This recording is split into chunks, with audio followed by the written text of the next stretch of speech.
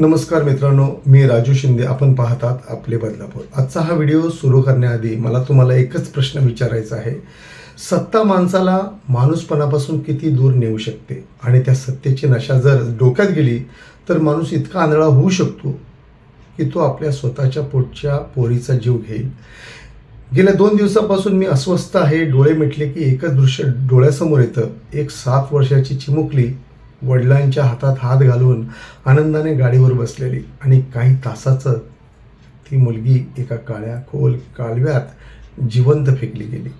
ही केवळ एक खुनाची घटना नाही, ही आपल्या समाजाच्या मानसिक अधपतनाची आरडाओरड आहे. ही राजकारणाच्या विकृतीची, सत्तेच्या झिंगेची भयावह झलक आहे. नांदेड जिल्ह्यातील मुखेड तालुका, ग्रामीण महाराष्ट्र, इथे ग्रामपंचायत निवडणुका येऊ घातल्या होत्या. सरपंच पद राखीव होतं आणि सरपंच व्हायचं स्वप्न एका माणसाच्या डोक्यात इतकं खोलवर शिरलं की त्याने कायदा नाही, नीतिमत्ता नाही, माणुसकी नाही, कशाचाही विचार न करता स्वतःच्या पोटच्या मुलीचा खून केला. 3 अपत्य असली तर ग्रामपंचायत निवडणूक लढवता येत नाही. हा कायदा लोकसंख्या नियंत्रणासाठी आहे, पण या कायद्याच्या नावाखाली एक विकृत मनोवृत्तीने सर्वात सोपा मार्ग निवडला. एक मूलच संपवलं तर प्रश्नच उरणार नाही. हा माणूस पांडुरंग कोंड मंगले, कटिंगचं दुकान चालवणारा सामान्य माणूस. कोणी मोठा गुंड नाही, कोणी बाहेरचा राक्षस नाही, आपल्यासारखा समाजात वावरणारा माणूस. त्याला 2 जुळ्या मुली आणि 1 मुलगा होता. खरं तर जुळ्या मुलींना कायद्यात सवलत आहे, पण हा बहुधा नियम त्याला माहीत नव्हता, किंवा माहीत असूनही सत्ता डोक्यात इतकी भरली होती की त्याने सगळे मार्ग चुकीचे निवडले. त्याने जन्म दाखल्यात फेरफार करण्याचा प्रयत्न केला, मुलीला दत्तक देण्याचा विचार केला, पुण्यापर्यंत धावपळ केली. पण जेव्हा काहीच जमलं नाही तेव्हा एका मित्रासोबत बसून एका मुलीचा काटा काढायचा असा थंड डोक्याने कट रचला. मित्रांनो, हे शब्द बोलताना सुद्धा अंगावर काटा येतो. एका बापानं आपल्या पोरीबद्दल काटा काढायचा असा विचार करावा याला काय म्हणायचं? तो दिवस आला. पांडुरंगने आपल्या 7 वर्षाची मुलगी प्राची हिला सांगितलं, चल फिरायला जाऊया. आणि जी मुलगी वडिलांवर जीव टाकायची, ती कायमची वडिलांसोबत असायची, ती आनंदाने त्याच्यासोबत गेली. कारण तिला विश्वास होता, कारण तिच्यासाठी बाबा म्हणजे देव होते. तो तिला थेट तेलंगणामधील निजामसागर धरणाच्या कालव्यावर घेऊन गेला. कोणताही आवाज नाही, कोणी ओळखीचं माणूस नाही, आणि त्या क्षणी त्याने आपल्या पोटच्या पोरीला जिवंत पाण्यात ढकललं. मित्रांनो, एक क्षण विचार करा, ती मुलगी पाण्यात पडली असेल तेव्हा काय ओरडली असेल? बाबा बाबा तडफडत हात हलवत बापाकडे पाहत राहिली असेल ना. आणि हा बाप डोळ्यांनी हे सगळं पाहत उभा राहिला. साधी मुलगी सासरी जाताना अनेक बापांचे डोळे पाणावतात, आणि इथे मात्र स्वतःच्या हाताने पाण्यात ढकलताना या बापाच्या काळजाला काहीच कळवळा आला नसेल का? तो घरी परतला आणि मुलगी हरवल्याचा बनाव केला. संपूर्ण गावात शोध, नाटक, अश्रू.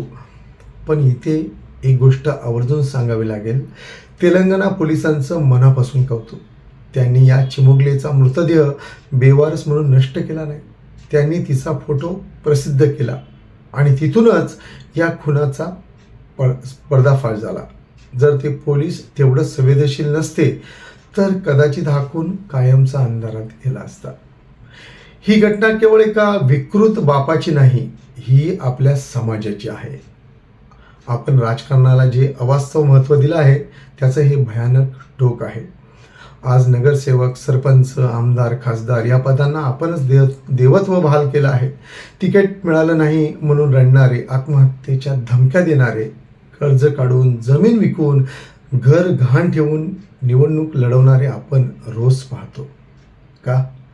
कारण सत्तेची पदे म्हणजे आयुष्याचं अंतिम यश असं आपल्या डोक्यात भरवलं गेलं आहे. 24 तास चालणाऱ्या वृत्तवाहिन्या, सोशल मीडियावरचा राजकारणाचा भडीमार, प्रत्येक छोट्या घटनेला फुगवून दाखवणं, यातूनच सामान्य माणसाला वाटू लागलं आहे आपण काहीच नाही जोपर्यंत आपल्याकडे सत्ता नाही. ही आयडेंटिटी क्रायसिस आहे. आपण कुणीतरी असावं, लोकांनी आपल्याला ओळखावं, आपल्याला मान मिळावा, ही इच्छा चुकीची नाही. पण त्या इच्छेसाठी जर माणूस स्वतःच्या लेकराचा बळी देत असेल तर समाज म्हणून आपण कुठेतरी अपयशी ठरलो आहोत. परदेशात सत्ता करण्याला समाज जीवनात मर्यादित महत्त्व असतं. इथे मात्र सत्तेचा खेळ क्रिकेट मॅचसारखा पाहिला जातो. फॅन फॉलोईंग, शिव्या, टाळ्या, द्वेष. राजकारण म्हणजे निवडणूक नव्हे, राजकारण म्हणजे जनतेच्या प्रश्नावर आवाज उठवणं, सत्तेला जाब विचारणं. हे माध्यमांनी आणि समाजातल्या जाणत्या लोकांना समजून सांगायला हवं. कारण नाहीतर सरपंच होण्यासाठी पोटच्या लेकरांचा बळी देणारी ही सत्तेची झिंग अजून किती घरं उद्ध्वस्त करेल याचा अंदाजही आपण लावू शकत नाही. ही झिंग उतरायला हवी आणि ती उतरवण्याची जबाबदारी फक्त कायद्याची नाही, ती आपली सगळ्यांची आहे.